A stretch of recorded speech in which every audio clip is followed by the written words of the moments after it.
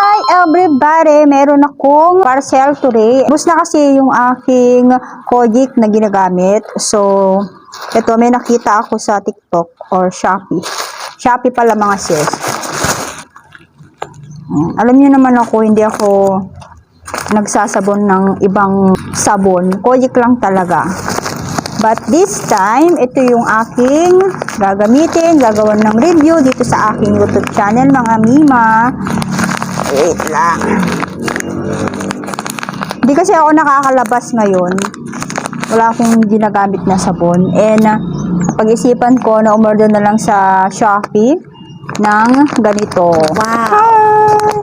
Ito, na-try nyo na ba to mga Mima? Ito yung Kojic soap. So, ibig sabihin mga sisi, Kojic din siya. Pero siyang halong gatas. Kaya gusto ko siyang itry. 4 yung laman. Nasa 100 plus lang siya mga sis. 149, 148 lang to kung hindi ako nagkakamali. Gagamitin ko na siya kasi ubos na talaga yung ginagamit kong Kojic. Kung gusto niyo lang itry ito, lalagay ko dyan sa aking screen yung kanyang link kung saan nyo mabibili. Legit na store ito.